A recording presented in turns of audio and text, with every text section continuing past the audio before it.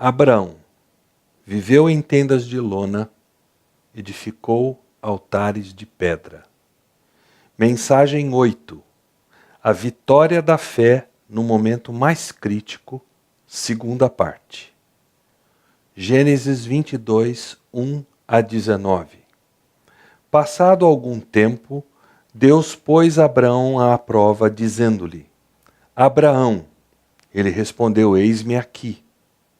Então disse Deus: Toma seu filho, seu único filho, Isaque, a quem você ama, e vá para a região de Moriá. Sacrifique-o ali como holocausto num dos montes que lhe indicarei. Na manhã seguinte, Abraão levantou-se e preparou o seu jumento. Levou consigo 2 de seus servos e Isaque seu filho. Depois de cortar a lenha para o holocausto, partiu em direção ao lugar que Deus lhe havia indicado. No terceiro dia de viagem, Abraão olhou e viu o lugar ao longe. Disse ele a seus servos: Fiquem aqui com o jumento enquanto eu e o rapaz vamos até lá. Depois de adorarmos, voltaremos. Abraão pegou a lenha para o holocausto e a colocou nos ombros de seu filho Isaque, e ele mesmo levou as brasas para o fogo e a faca. E caminhando os dois juntos, Isaque disse a seu pai Abraão: Meu pai. Sim, meu filho, respondeu Abraão. Isaque perguntou: As brasas e a lenha estão aqui, mas onde está o cordeiro para o holocausto? Respondeu Abraão: Deus mesmo há de prover o cordeiro para o holocausto, meu filho. E os dois continuaram a caminhar juntos. Quando chegaram ao lugar que Deus lhe havia indicado, Abraão construiu um altar e sobre ele arrumou a lenha. Amarrou seu filho Isaque e o colocou sobre o altar em cima da lenha. Então estendeu a mão e pegou a faca para sacrificar seu filho. Mas o anjo do Senhor o chamou do céu: Abraão, Abraão. Eis-me aqui, respondeu ele. Não toque no rapaz, disse o anjo. Não lhe faça nada. Agora sei que você teme a Deus, porque não me negou seu filho, o seu único filho. Abraão ergueu os olhos e viu um carneiro preso pelos chifres num arbusto. Foi lá, pegou-o e sacrificou-o como holocausto em lugar de seu filho. Abraão deu àquele lugar o nome de O Senhor Proverá. Por isso, até hoje se diz: No monte do Senhor se proverá. Pela segunda vez o anjo do Senhor chamou do céu a Abraão e disse: Juro por mim mesmo, declara o Senhor, que por ter feito o que fez, não me negando o seu filho, o seu único filho, esteja certo de que o abençoarei e farei seus descendentes tão numerosos como as estrelas do céu e como a areia das praias do mar. Sua descendência conquistará as cidades dos que lhe forem inimigos, e por meio dela todos os povos da terra serão abençoados, porque você me obedeceu. Então voltou Abraão a seus servos, e juntos partiram para Beceba, onde passou a viver. Na última mensagem, nós olhamos para o primeiro lado que nós encontramos nesse texto que acabamos de reler, levando em conta o primeiro conceito-chave que nós encontramos aqui descrito. No versículo 1, Moisés descreve as ações de Deus como sendo uma provação. Passado algum tempo, Deus pôs Abraão à prova. E nesse conceito-chave, nós vimos que Abraão, diante da maior provação da sua vida, ele não fez outra coisa senão agir pela fé. Confiou plenamente no que Deus lhe ordenara, mesmo que parecesse absurdo humanamente falando, mesmo que parecesse contraditório. oferecer o filho herdeiro da promessa em holocausto, filho que Deus havia demorado em dar a eles e que havia prometido não só abençoar a família dele através desse filho, mas abençoar toda a terra, todas as famílias da terra. E Paulo diz claramente que isso se refere à vinda do nosso Senhor Jesus para oferecer salvação a todo aquele que nele crê. Vimos que foi uma provação tremendamente exigente entregar o seu único filho em holocausto a Deus. Vimos que Abraão abandonou toda a lógica humana para agir exclusivamente com base em obediência, porque a obediência é uma prova da autenticidade da nossa fé. E vimos que Abraão obedeceu porque percebeu que a fé se constitui no único caminho para a obediência. Uma retroalimenta a outra, fé e obediência. Se na mensagem anterior nós analisamos Abraão passando pela maior provação da sua vida, hoje nós queremos estudar o segundo conceito-chave presente nesse texto, que é uma provisão. Isso está presente no versículo 14, quando Abraão reage aos acontecimentos, chamando aquele local de "o Senhor proverá". Nós queremos tratar hoje da grande provisão e com isso encerrar a nossa incursão na vida desse homem que viveu em tendas de lona e edificou altares de pedra. Mas precisamos começar reexaminando a provação. Esta mensagem exigirá que você fique comigo o tempo todo, para que você possa entender o que está envolvido nesse conceito de provisão, tão chave para nós entendermos o que Deus fez por nós através de Cristo Jesus. Portanto, ligue aí o seu pensador e fique bem atento. A maioria das provações na vida cristã provém de aparentes contradições entre a providência de Deus e a palavra de Deus. Sabemos que Deus promete agir em todas as coisas para o bem daqueles que o amam, Romanos 8, 28. Mas as nossas circunstâncias dificultam a nossa crença nisso, porque geralmente a provação consiste em confiar em Deus quando é difícil acreditar na palavra dele. Dificuldades financeiras, filhos rebeldes, um casamento complicado, um roubo, um assalto, um acidente, um súbito desemprego, uma doença inesperada. Tudo isso é capaz de pôr em xeque a nossa fé e colocar em xeque a nossa confiança na palavra de Deus. E quando provações assim surgem, a nossa tendência humana, veja bem, tendência humana é pensar: se Deus é bom e fiel e poderoso, soberano sobre as circunstâncias da minha vida, por que Ele está permitindo isso na minha vida? Ele está ou não no controle de fato?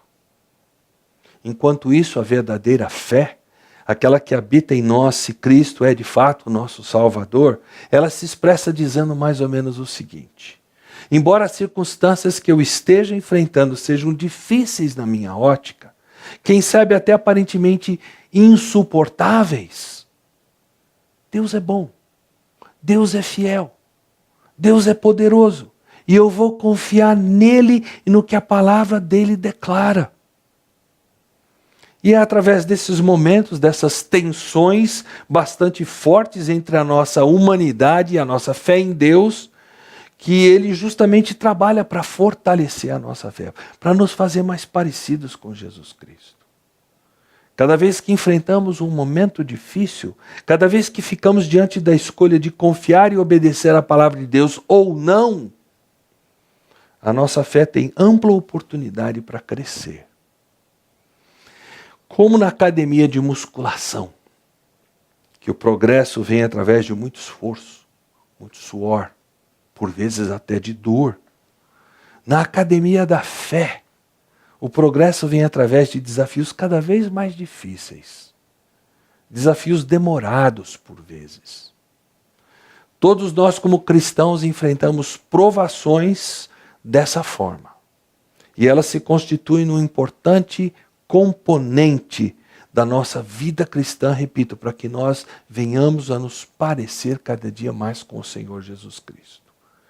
Mas a provação aqui enfrentada por Abraão não foi assim.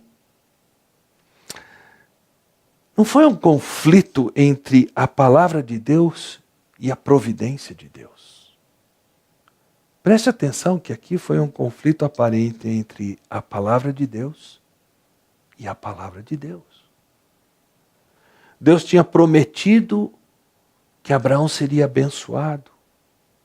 E o mundo inteiro também seria abençoado através dele. Deus havia explicitado que essa bênção viria através de um filho chamado Isaque. E viria somente através dele. Deus havia fechado as portas para todas as demais possibilidades. Agora ele diz que Isaque tem que ser sacrificado. Essa prova que Deus submeteu a Abraão tende a nos fazer conjecturar com a nossa imaginação, repito, humana, rolando solta. Estaria Deus brincando com Abraão? Afinal, o que Deus pediu, levando-se em conta o contexto que nós conhecemos das promessas dele a Abraão, tinha qualquer lógica ou razão aparente de ser? O pedido, numa análise superficial, bastante humana, parece algo com ares até de crueldade. Imagine um pai prometendo alguma coisa a seu filho reiteradamente e ele acaba concedendo aquilo que ele promete ao filho, mas logo depois ele manda o filho devolver aquela coisa ou destruir aquela coisa para mostrar a sua obediência. Nós seríamos incapazes de olhar para uma situação como essa, para a conduta de um pai que agisse assim, sem defini-la talvez como malvada. Como nós podemos entender o mandamento de Deus do sacrifício de Isaque naquele momento? Teria Deus simplesmente contradito a sua própria palavra e promessa para criar uma provação intensa, sem aparente sentido em si mesma? Ou será que Deus estaria de alguma forma sendo coerente ao ordenar aquele sacrifício? Teria sido o mandamento de Deus irracional e ilógico? Ou será que houve uma verdadeira, embora misteriosa, coerência nas suas palavras? Quando Deus fala, e quando o faz para dar direcionamento a um de seus servos, ele se revela através de palavras que ele profere, da forma que ele fala. Nós sempre temos um vislumbre do caráter de Deus cada vez que ele fala. E aqui, nessa história estranha, como é que funciona? Será que nós nos defrontamos com uma incoerência perturbadora do caráter de Deus? Ou recebemos uma revelação profunda e surpreendentemente lógica e coerente de Deus? Quando aprendemos a confiar totalmente em Deus, aprendemos que sua palavra sempre é digna de confiança. Mesmo quando ela aparenta nos direcionar nos rumos que soam para nós contraditórios. Para que entendamos as diretrizes de Deus, nós temos o recurso de formular perguntas que nos ajudarão a entender como o que está sendo considerado se encaixa no todo das Escrituras, no propósito de Deus para a história. Quando surgem aparentes contradições nas ordens de Deus, fazer perguntas ao texto ajuda-nos a pensar em coisas que normalmente você e eu não consideramos. No caso de Gênesis 22, há 5 perguntas a serem feitas que irão nos ajudar a desvendar as aparentes contradições entre as ordens de Deus. Primeira dessas perguntas: o que Deus ordenou a Abraão? Deus não ordenou simplesmente que Abraão matasse Isaque, que ele assassinasse Isaque. Essa é a conclusão precipitada a que se chega quando se lê o texto sem a devida atenção e sem colocá-lo contra o contexto geral das Escrituras. Deus ordenou um sacrifício, um holocausto, é a expressão exata. E o que é um holocausto? A resposta está em Levítico capítulo 1. Embora a escrita de Levítico tenha se dado 600 anos depois desse momento na história, foi o mesmo Moisés a quem Deus inspirou para escrever tanto a história de Abraão como os mandamentos contidos em Levítico. Por isso nós podemos ler o vocabulário de Gênesis 22 à luz das definições de Levítico 1. Mas vale salientar que desde Abel, Gênesis 4, e depois a oferta de Noé ao sair da arca, a ideia de holocausto desde esses dois eventos, embora ainda não regulamentada, já era conhecida. Não era algo estranho, algo novo. Em síntese, o holocausto era uma oferta de um animal perfeito, queimado completamente sobre o altar, revelando arrependimento dos pecados cometidos pelo ofertante, assim como demonstrando o desejo de, por meio dele, ser purificado da culpa dos atos pecaminosos. A linguagem utilizada em Gênesis 22 nos dá conta de que a morte de Isaque teria relação com expiação, teria relação com perdão. Deus não deu uma ordem para que Abraão simplesmente matasse o seu filho. Deus ordenou que ele o oferecesse em sacrifício. Um sacrifício muito específico, um holocausto. Um sacrifício para lidar com o pecado. Esse foi o mandamento de Deus. Final do versículo 2. Sacrifique-o ali como holocausto. A segunda pergunta que pode nos ajudar a responder todas as possíveis dúvidas que tenhamos com relação a esse texto é: quem seria sacrificado? A resposta é Isaque, o filho esperado durante 35 anos, o filho da promessa, o futuro de Abraão, o futuro que Deus havia prometido. Repito que qualquer alternativa fora de Isaque para o cumprimento da promessa tinha sido por Deus descartada com as palavras: será por meio de Isaque que a sua descendência há de ser considerada. Gênesis 21, 12. Mais especificamente em 17 e 19, na verdade Sara, sua mulher, lhe dará um filho, e você lhe chamará Isaque. Com ele estabelecerei a minha aliança, aliança que será a aliança eterna para os seus futuros descendentes. E já vimos em outras promessas anteriores de Deus a Abraão que ela tinha a ver com bênção para o mundo em geral. Em Isaque, todo o plano salvífico que Deus havia prometido, desde Gênesis 3,15, este lhe ferirá a cabeça e você lhe ferirá o calcanhar. Todo esse plano salvífico de Deus estava condensado, estava concentrado, estava investido, estava garantido em Isaque. Isaque era o filho em cuja existência se baseava toda a esperança de bênção para o mundo inteiro. Àquela altura, Isaque era a pessoa mais importante do mundo. Terceira pergunta que pode nos ajudar a responder às possíveis dúvidas, inquietações que nós tenhamos com relação a esse texto. E o que estava por acontecer à pessoa, àquela altura, mais importante do mundo. Ela estava prestes a ser sacrificada, oferecida em holocausto. Como juntar, como mesclar esses dois fatos? A natureza do mandamento como o holocausto e a pessoa tão especial, única, que seria sacrificada. O contexto das Escrituras é chave para a resposta. Nos primeiros capítulos de Gênesis, nós lemos acerca do início da raça humana, os primeiros passos.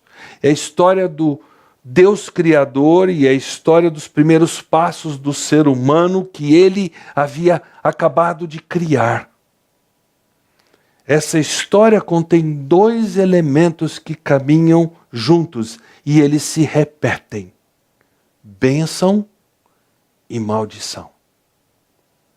Em Gênesis 1 e 2, acompanhe aí na sua Bíblia, por favor, ou na sua mídia eletrônica, nós lemos sobre o plano original de Deus. Ele criou um mundo em que, na avaliação por ele feita lá em Gênesis 1:31, Deus viu tudo o que havia feito e tudo havia ficado muito bom. E o propósito de Deus para esse mundo tão jovem era abençoar este mundo. E Deus abençoou toda a fauna que havia criado, diz Gênesis 1:22. Ele abençoou a raça humana, como declara o versículo 28. Deus os abençoou e lhes disse: sejam férteis e multipliquem-se. Encham e subjuguem a terra, dominem sobre os peixes do mar e sobre as aves do céu e sobre todos os animais que se movem sobre a terra. Deus queria um meio ambiente onde esses seres criados à imagem dele pudessem dele desfrutar num contexto perfeito, cheio de coisas boas, sob as bênçãos de Deus. Mas aí em Gênesis 3, nós lemos a respeito da queda. Adão e Eva desobedeceram o mandamento de Deus e o resultado foi maldição, em lugar de bênção. Eles foram amaldiçoados. Isso se traduziu primeiramente numa gravidez sofrida para a mulher, na dificuldade de ela se submeter à liderança do seu marido, na dificuldade do marido amá-la e liderá-la em lugar de tentar dominá-la.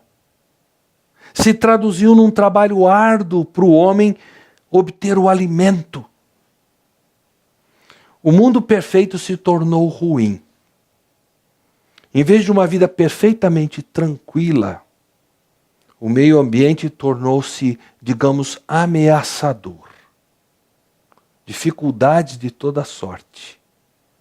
Suor, dor, sofrimento, espinhos. Tudo isso indicativo da maior maldição de todas, a morte. Mas apesar de toda a criação ter sido afetada pelo pecado, e de Adão e Eva especificamente também terem em tudo sido afetados pelo pecado, não houve um colapso total, geral da criação. Apesar de boa parte de tudo que aconteceu ter tido lugar imediatamente. Adão e Eva, por exemplo, não morreram fisicamente e imediatamente. Eles sobreviveram, eles geraram filhos, eles viram seus netos, seus bisnetos. E os capítulos seguintes mostram que o plano de Deus era plano de abençoar. Os descendentes de Adão e Eva se multiplicaram e se espalharam, o tempo todo desenvolvendo tecnologias, artes novas, como a música, como nós vemos lá em Gênesis 4, 21 e 22.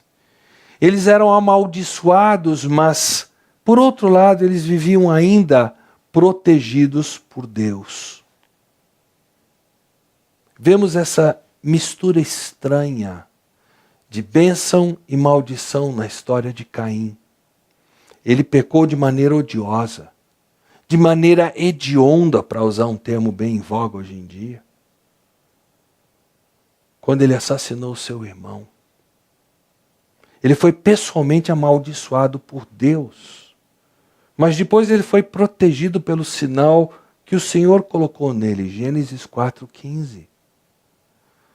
Na história do dilúvio nós vemos a mesma perspectiva. A corrupção da humanidade era tão tremenda que Moisés descreveu essa corrupção com as seguintes palavras: toda a inclinação dos pensamentos do seu coração era sempre e somente para o mal. Gênesis 6,5. 3 superlativos para descrever a intensidade da situação.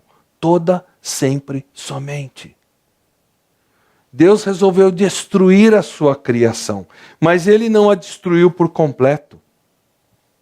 Ele salvou uma família liderada por um homem temente a ele. E salvou um casal de cada espécie de ser vivo para reconstruir o mundo depois que as águas tivessem baixado. Quando Noé saiu da arca, Deus estabeleceu uma aliança com a sua criação, prometendo que nunca mais amaldiçoaria ou destruiria a sua criação por meio da água. Deus prometeu que plantio e colheita, frio e calor, verão e inverno, dia e noite jamais cessariam. Isso está lá em Gênesis 8:22. De novo, portanto, a convivência de 2 temas: bênção e maldição. O grande plano de Deus sempre foi o de abençoar. Mas por causa do pecado, ele precisava desempenhar, digamos, a sua estranha obra de amaldiçoar. A partir do capítulo 10 de Gênesis, nós vemos a mesma dinâmica. Ali lemos sobre a dispersão da raça humana depois do dilúvio. O desenvolvimento de nações e línguas é descrito por um ponto de vista geral, positivo. O capítulo traz a história da raça humana sob a bênção de Deus, se espalhando e se desenvolvendo como ele planejou no capítulo 1, quando os abençoou, dizendo: sejam férteis e multipliquem-se e encham e subjuguem a terra. Mas o capítulo 11 mostra o outro lado da moeda. Na narrativa da Torre de Babel, nós aprendemos que a multiplicação de línguas e a dispersão da humanidade foram o resultado da maldição por causa do pecado do homem.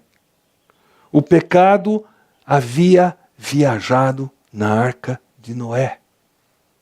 O mundo inteiro ainda estava sob bênção e maldição de Deus simultaneamente. Esses 2 capítulos mostram os 2 lados do mundo tão visíveis hoje. A diversificação das línguas, das culturas, que podem ser coisas muito boas, ricas em si mesmas. A raça humana sem essas diferenças seria, quem sabe, monótona. Mas essa diversificação, enquanto traz consigo uma tremenda riqueza, traz consigo também tremendas complicações. Falta de entendimento, racismo, guerras, atentados terroristas, a eterna situação do Oriente Médio.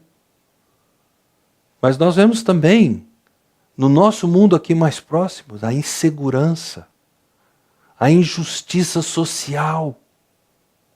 Cada problema mostra a relevância ainda presente da maldição de Babel. As diferenças entre as línguas, culturas, nações é motivo de bênção, então, e também de maldição ao mesmo tempo. Pensando no desfecho da história de Babel, nós precisamos entender que o plano de Deus foi de abençoar a humanidade. Mas o pecado humano merece maldição em lugar de bênção. Então, mesmo enquanto Deus de contínuo abençoou sua criação, a maldição de Deus também sempre esteve presente sobre a mesma criação. Mas em última análise, a maldição por causa do pecado sempre saía vencedora sobre a bênção, porque cada pessoa morria. A morte é a penalidade do pecado. Mesmo num mundo repleto de bênçãos de Deus, a morte ainda reinava. Para que a raça humana recebesse somente a bênção de Deus, sem que a maldição estivesse com ela misturada, o pecado e sua maldição precisariam ser destruídos. Depois então da história de Babel, nós vemos um desenvolvimento novo na narrativa de Gênesis. Deus não trata mais a raça humana como um todo. Ele escolhe um homem e sua família. A partir do capítulo 11, versículo 10, o foco do Antigo Testamento recai sobre a descendência de Sem, um dos filhos de Noé. Depois, em 11:27, sobre a família de Terá, pai de Abraão, que era descendente de Sem. E a partir de capítulo 12, versículo 1 até o Novo Testamento, o foco recai sobre Abraão, o filho de Terá, e sobre a sua família. Mais especificamente sobre o povo de Israel. Há algumas exceções nessa trajetória, como Raabe e Ruth, que são notáveis exatamente por causa da sua raridade e por serem um lembrete de que Deus continuava gracioso e interessado na salvação de todos os povos, conforme nós já estudamos recentemente ao estudarmos o livro de Ruth. Mas numa leitura superficial do Antigo Testamento, a partir desse lidar de Deus, mais especificamente com Abraão e sua descendência, fica a impressão de que Deus havia como que perdido o interesse no resto da humanidade. Mas Deus ainda planejava abençoar o mundo inteiro. O ponto-chave é que, de acordo com a promessa feita a Abraão no capítulo 12, versículos 2 e 3, a bênção chegaria somente através da família de Abraão. Abraão se tornou o intermediário, o mediador da bênção. Toda possibilidade, toda esperança de bênção, em lugar de maldição, ficou alicerçada na pessoa de Abraão e de sua descendência. E depois do nascimento de Isaque, esse menino se tornou o único foco dessa promessa. Ele carregava em si mesmo toda a esperança de bênção de Deus. Ele era, naquele momento, por assim dizer, a pessoa mais importante do mundo. Ele era o único mediador entre Deus e os homens, àquela altura. Eu creio que isso nos capacita a perceber a lógica da passagem. Deus não estava contradizendo a si mesmo quando ele ordenou o sacrifício de Isaque. A ordem de Deus a Abraão, sacrifique-o ali como holocausto, fazia parte de um raciocínio divinamente perfeito. Se Isaque era o homem que representava a humanidade diante de Deus com relação à bênção, ele também precisaria ser o homem que representaria a humanidade diante de Deus com relação à maldição. Bênção e maldição, salvação e juízo, essas coisas estão sempre ligadas, porque bênção não pode vir sem a remoção da maldição. Para experimentarmos bênção, alguém precisa lidar com a maldição. Se Isaque ou a descendência dele foi o meio escolhido por Deus para abençoar as nações, Isaque ou a descendência dele precisaria necessariamente ser o meio de Deus remover a maldição. E a causa da maldição, remover o nosso pecado. Essa é a única explicação que nós temos para a aparente contradição entre Gênesis 21:12, será por meio de Isaque que a sua descendência há de ser considerada, e Gênesis 22:2, sacrifica-o ali como holocausto. Através de Isaque, o mundo seria abençoado. Mas para isso, Isaque teria que morrer. Ele deveria ser sacrificado. Ele deveria vir a ser um holocausto. Porque ele deveria pagar o preço do pecado. Deus não se contradiz, ele se revela. E ele estava, naquele momento, revelando um aspecto importantíssimo do plano dele. Abraão precisaria aprender a tremenda realidade de que aquele que traz bênção é aquele que precisa necessariamente carregar a maldição para que ela seja removida. Não há contradição entre o que Deus prometeu a Abraão e o que Deus lhe ordenou. A semente prometida, não só a Abraão, mas desde Gênesis 3,15, quando Deus prometeu a Satanás que esmagaria a sua cabeça. Essa semente precisaria ser sacrificada, precisaria morrer, para depois frutificar, abençoar. Agora a quarta pergunta que pode nos ajudar a responder às possíveis dúvidas que ainda tenhamos sobre o texto. Qual foi a grande provisão de Deus? Quando Deus falou na pessoa do anjo do Senhor, capítulo 22, versículo 12, e disse, não toque no rapaz, não lhe faça nada. Agora sei que você teme a Deus porque não me negou seu filho, seu único filho, e tendo dito isto, proveu um carneiro amarrado a um arbusto. Deus estava dizendo que o tempo não havia ainda chegado em que o mediador carregaria a maldição. Isso aconteceria no futuro. Naquele momento, era somente um vislumbre, embora já um quadro muito claro e intenso. O sacrifício de animais, a provisão de Deus para manter esses conceitos na mente do povo através dos séculos, foi o que Deus proveu para que eles aguardassem o verdadeiro e final sacrifício que ainda viria. Mas o próprio Abraão sabia bem que o sistema do sacrifício de animais era temporário. Observe os versículos 13 e 14. Abraão ergueu os olhos e viu um carneiro preso pelos chifres num arbusto. Foi lá pegá-lo e o sacrificou como holocausto em lugar do seu filho. Agora preste atenção no versículo 14. Abraão deu àquele lugar o nome de o Senhor proveu. Por isso até hoje se diz, no monte do Senhor se proveu. É isso que está escrito? Não. O texto diz, Abraão deu àquele lugar o nome de o Senhor proverá. Por isso até hoje se diz, no monte do Senhor se proverá.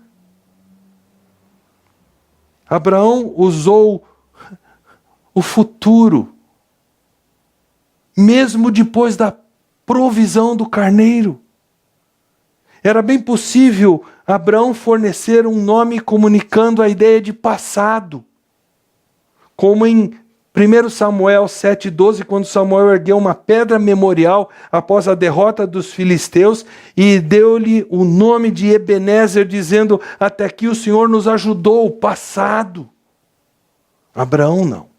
Deliberadamente, o nome que ele escolheu revelou que a grande provisão de Deus ainda viria no futuro. O carneiro, assim como todos os touros e cordeiros e aves do sistema sacrificial do Antigo Testamento, eram somente uma sombra do que ainda viria. O carneiro foi suficiente para aquele momento. Mas os olhos de Abraão estavam fixos na provisão que Deus supriria no futuro e que seria suficiente para todos os pecados. Por fim, a quinta pergunta, que nos ajuda a responder às possíveis ainda dúvidas que nós tenhamos com relação a esse texto.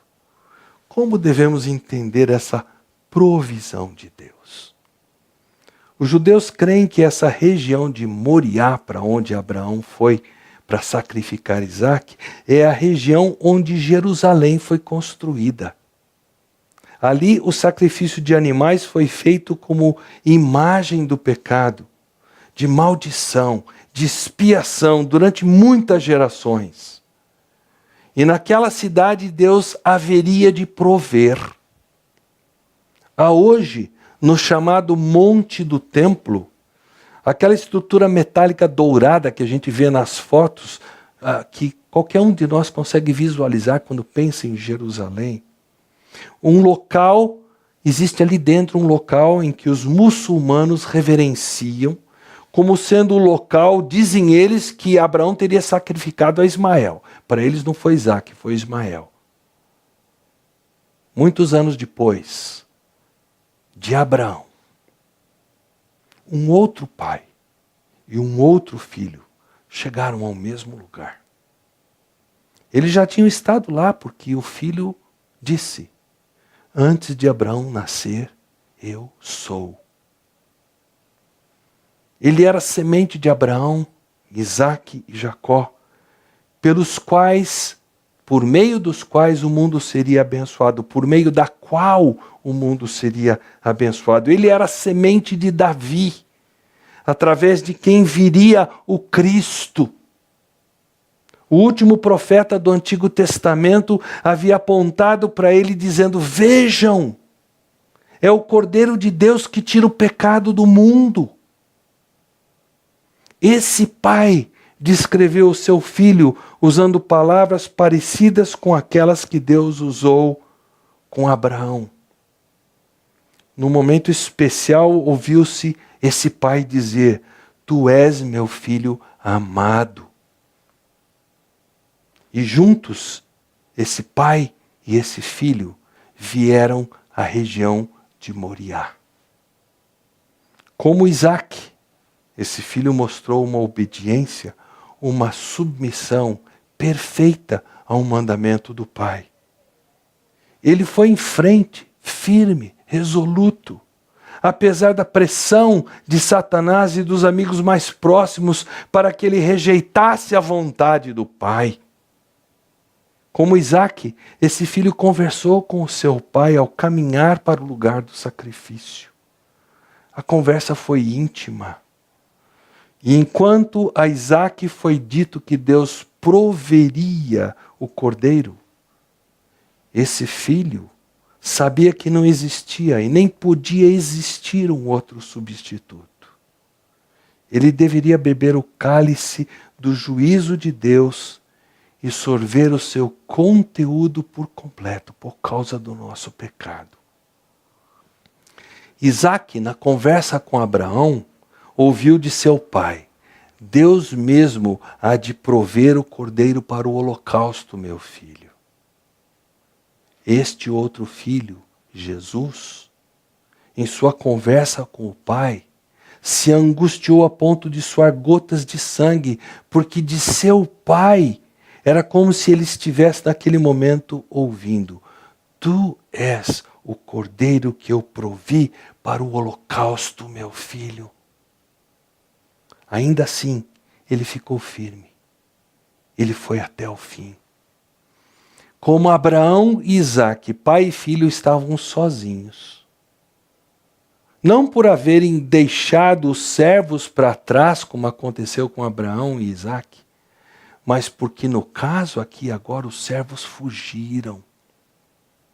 Este filho estava totalmente sozinho, mesmo estando no meio da multidão. Como Isaque, esse filho carregou um madeiro para o lugar do sacrifício. E como Isaque, como qualquer cordeiro, ele não abriu a sua boca.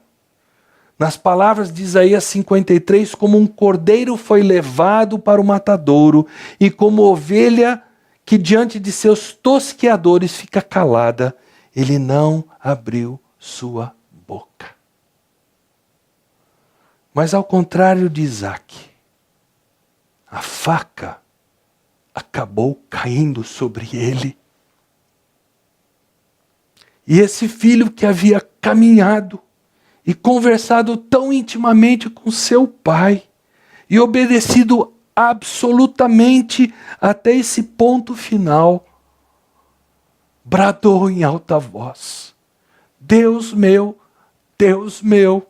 por que me desamparaste?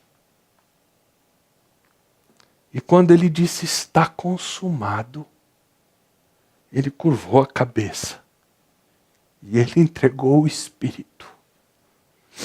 Toda a intensidade da ira de Deus contra o pecado da humanidade caiu sobre ele, para que esse mundo pecaminoso pudesse ser abençoado. Ele levou todo o nosso pecado.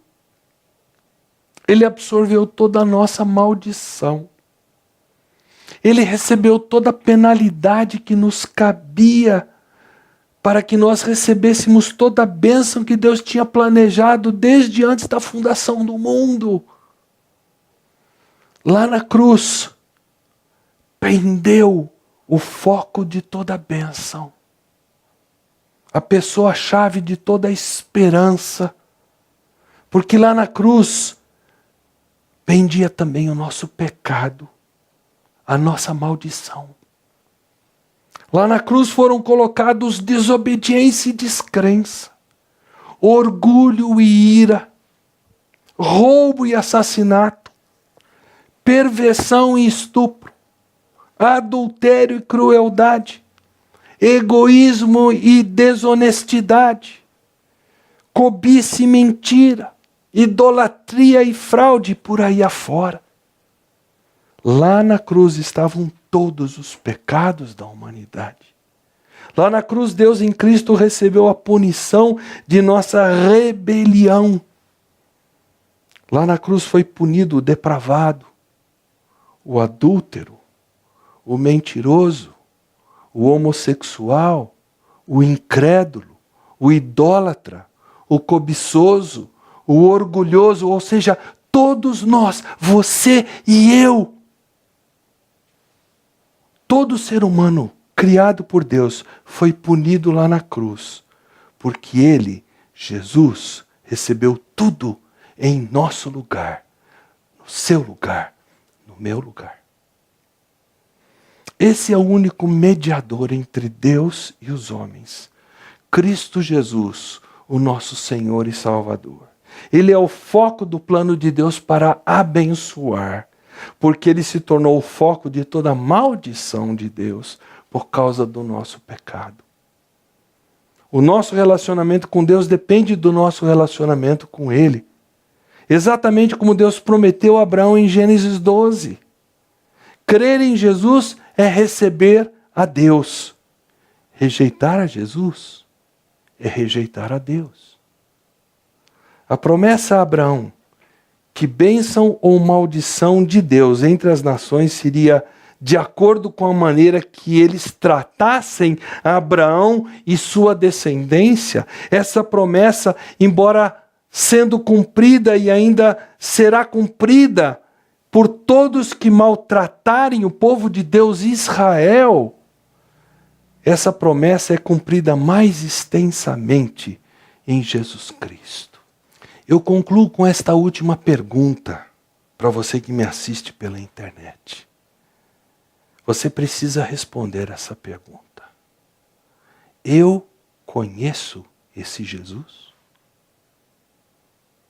Se a resposta for não, é hora de você pensar. Deus decidiu tratar a humanidade através de um só mediador. Isso foi bom, porque nenhum de nós reúne as condições de pagar o preço sendo o seu próprio mediador. Nós temos que aceitar, acolher, confiar no mediador que Deus proveu. Agora, o mesmo verbo usado por Abraão agora está no passado. O Senhor proveu. Proveu o único mediador necessário para você e para mim. Para que nós recebêssemos a bênção de Deus. E não existe coisa mais triste, enquanto natural por causa do nosso orgulho, que uma pessoa que recusa essa bênção vinda de Deus, que recusa o mediador dela.